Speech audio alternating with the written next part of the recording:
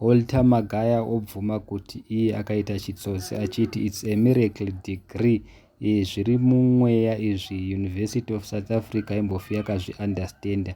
Walter Magaya nana Pashinjava vanapanga naye by birth isame WhatsApp group ndeve vaya vanotorera vanhu mari. Hi guys, welcome to TFA Files TV. If you are new to this channel, please subscribe.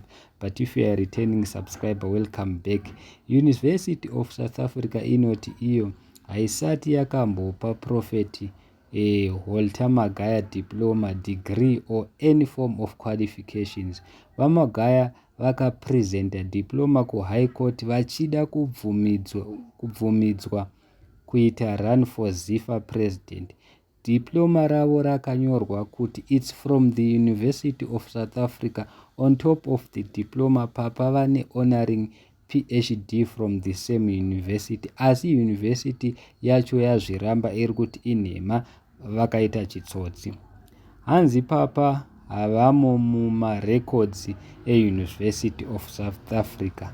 What's even more concerning is that fact that papa vanotori nemagraduation photos vakawanepi chii chakadaro chinenge ngozi. Saka inzwa kuti University of South Africa yanyora ichiti chii ichiresponda panyaya idzi.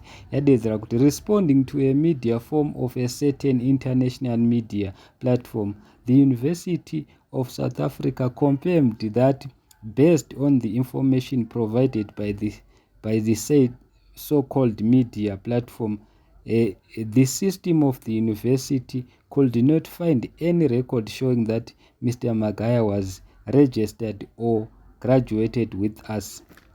Asi vazukuru vambuya naenda vazotaurawo zvakawanda pamusoro penyaya iyi.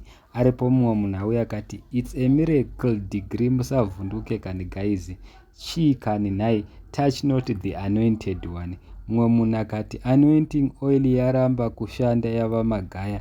Mumwe munhu akati instead of going to high school he went to high court. Mumwe munhu akati kuprofitwa nembavha muchadzikama henyu mirai muone. Mumwe munhu akati as long as my pastors like these are still in Zimbabwe, I will not go to church. Zvimambavha zvikuda mari zviri kuhwanda nechurch. Mumwe munhu akati if he can lie panyama kuzoti pamwe yake.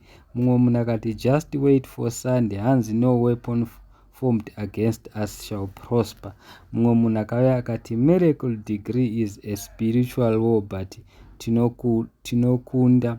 So guys, ndo nyaya iripo. University of South Africa iri kuzviramba, iri kudedzera kuti hakuna chakadaro, inhema vaMagaya hatisati tambovapa certificate kana kuti vakambodzidza kunoku. Asi vaMagaya vakushandisa chitsotsi chavo chechechi munyaya idzi. Vakudedzera kuti aiwa guys, musavhunduke, it's a miracle degree. Ndeipi inonzi miracle degree kana mukatarisa guys? Handizivi, please comment down below mutiudze kuti which one is which, because team iri remapast emuZimbabwe akawanda yakuba mari too much.